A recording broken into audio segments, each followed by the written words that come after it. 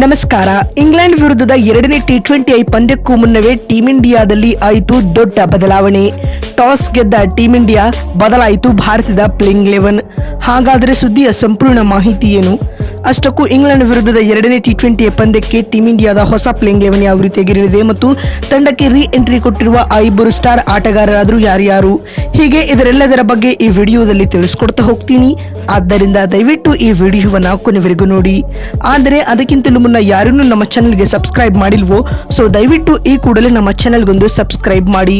ಹೌದು, ಇಂದು ಚೆನ್ನೈನ ಎಂಎ ಚಿದಂಬರಂ ಅಂಗಳದಲ್ಲಿ ನಡೆಯುತ್ತಿರುವ ಭಾರತ ಮತ್ತು ಇಂಗ್ಲೆಂಡ್ ನಡುವಿನ ಎರಡನೇ ಟಿ20 ಪಂದ್ಯಕ್ಕೂ ಮುನ್ನವೇ ಟೀಂ ಇಂಡಿಯಾದ ಪ್ಲೇಯಿಂಗ್ 11 ನಲ್ಲಿ ಮಹತ್ವದ ಬದಲಾವಣೆಗಳಾಗಿವೆ ಸ್ನೇಹಿತರೆ. ತಂಡದಿಂದ ರಿಂಕು ಸಿಂಗ್ ಹಾಗೂ ನಿತೀಶ್ ಕುಮಾರ್ ರೆಡ್ಡಿ ಹೊರಬಿದ್ದಿದ್ದಾರೆ. ಇವರ ರಿಪ್ಲೇಸ್ಮೆಂಟ್ ಆಗಿ ಶಿವಮ್ ದುಬೆ ಹಾಗೂ ರಮನ್ ದೀಪ್ ಸಿಂಗ್ ಅವರಿಗೆ ಟೀಂ ಇಂಡಿಯಾದ ಸ್ಕ್ವಾಡ್ ನಲ್ಲಿ ಅವರಿಬ್ಬರಿಗೂ ಚಾನ್ಸ್ ನೀಡಲಾಗಿದೆ ಸ್ನೇಹಿತರೆ. ಇನ್ನುಳಿದಂತೆ ಎರಡನೇ ಟಿ20 ಪಂದ್ಯದ ಪ್ಲೇಯಿಂಗ್ 11 ನಲ್ಲಿಯೂ ಕೂಡ ಮಹತ್ವದ ಬದಲಾವಣೆಗಳಾಗಿವೆ ಸ್ನೇಹಿತರೆ. ಹೇಳಿ ಕೇಳಿ ಚೆನ್ನೈನ ಪಿನ್ ಫ್ರೆಂಡ್ಲಿ ಆಗಿರುವ ಕಾರಣ ಇಲ್ಲಿ ವಾಷಿಂಗ್ಟನ್ ಸುಂದರ್ ಅವರಿಗೆ ಚಾನ್ಸ್ ನೀಡಲಾಗಿದೆ. ಇದಲ್ಲದೆ ವಾಷಿಂಗ್ಟನ್ ಸುಂದರ್ ಅವರಿಗೆ ಇದು ತವರು ಮೈದಾನವಾಗಿದೆ ಸ್ನೇಹಿತರೆ. ಇದಲ್ಲದೆ ಧ್ರುವ ಜುರೇಲ್ ರವರಿಗೂ ಕೂಡ ಟೀಂ ಇಂಡಿಯಾದ ಪ್ಲೇಯಿಂಗ್ 11 ನಲ್ಲಿ ಚಾನ್ಸ್ ನೀಡಲಾಗಿದೆ ಅಂತಾನೆ ಹೇಳಬಹುದು. ಇನ್ನು ಚೆನ್ನೈನ ಚೇಪಾಕ್ ಅಂಗಳದಲ್ಲಿ ನಡೆಯುತ್ತಿರುವ ಭಾರತ ಮತ್ತು ಇಂಗ್ಲೆಂಡ್ ನಡುವಿನ ದ್ವಿತೀಯ ಟಿ20 ಪಂದ್ಯದಲ್ಲಿ ಟಾಸ್ ಗೆದ್ದಂತಹ ಟೀಂ ಇಂಡಿಯಾ ತಂಡದ ನಾಯಕ ಸೂರ್ಯಕುಮಾರ್ ಯಾದವ್ ಅವರು ಮೊದಲು ಬೌಲಿಂಗ್ ಮಾಡುವ ಆಯ್ಕೆಯನ್ನ ಆಯ್ದುಕೊಂಡಿದ್ದಾರೆ ಸ್ನೇಹಿತರೆ.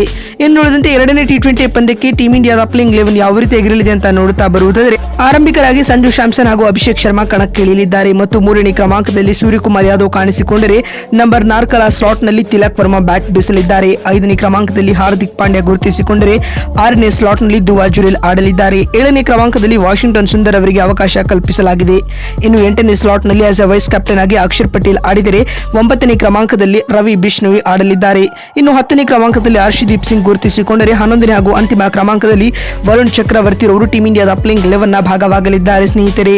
ಈಗಾಗಲೇ ಕಲ್ಕತ್ತಾದ ಈಡನ್ ಗಾರ್ಡನ್ಸ್ ಅಂಗಳದಲ್ಲಿ ನಡೆದ ಉಭಯ ತಂಡಗಳ ನಡುವಿನ ಮೊದಲ ಟಿ20 ಪಂದ್ಯವನ್ನ ಟೀಂ ಇಂಡಿಯಾವು 7 ವಿಕೆಟ್ಗಳಿಂದ ಭರ್ಜರಿಯಾಗಿ ಗೆದ್ದುಕೊಂಡಿತ್ತು. ಹೀಗಾಗಿ ಟೀಂ ಇಂಡಿಯಾ ಈ ಹಂತದಲ್ಲಿ ಸರಣಿಯಲ್ಲಿ 1-0 ಮುನ್ನಡೆಯನ್ನ ಪಡೆದುಕೊಂಡಿದೆ. ಇದೀಗ ದ್ವಿತೀಯ ಟಿ20 ಪಂದ್ಯವನ್ನ ಗೆದ್ದುಕೊಳ್ಳುವ ಮೂಲಕ ಸರಣಿಯಲ್ಲಿ ಮುನ್ನಡೆಯನ್ನ ಕಾಯ್ದುಕೊಳ್ಳಲು ಟೀಂ ಇಂಡಿಯಾ ಯೋಚಿಸುತ್ತಿದೆ. ಬಂಧುಗಳೇ, ನಿಮಗೆ ಅನಿಸುತ್ತದೆ ಭಾರತ ಮತ್ತು ಇಂಗ್ಲೆಂಡ್ ನಡುವಿನ ಎರಡನೇ ಟಿ20 ಪಂದ್ಯವನ್ನ ಯಾರು ಗೆಲ್ಲಬಹುದು ಎನ್ನುವುದನ್ನ ಕಾಮೆಂಟ್ ಮಾಡುವ ಮೂಲಕ ತಪ್ಪದೇ ತಿಳಿಸಿ. ಯಾಕಂದ್ರೆ ನಿಮ್ಮ ಒಂದೊಂದು ಕಮೆಂಟ್, ಒಂದೊಂದು ಲೈಕ್ ಕೂಡ ಬಹಳ ಬಹಳ ಮುಖ್ಯ. ವಿಡಿಯೋವನ್ನ ಇಲ್ಲಿವರೆಗೂ ನೋಡಿದ್ದಕ್ಕಾಗಿ ಧನ್ಯವಾದಗಳು. ಮತ್ತೊಂದು ವಿಡಿಯೋದಲ್ಲಿ ಸಿಗ್ತೀನಿ. ನಮಸ್ಕಾರ.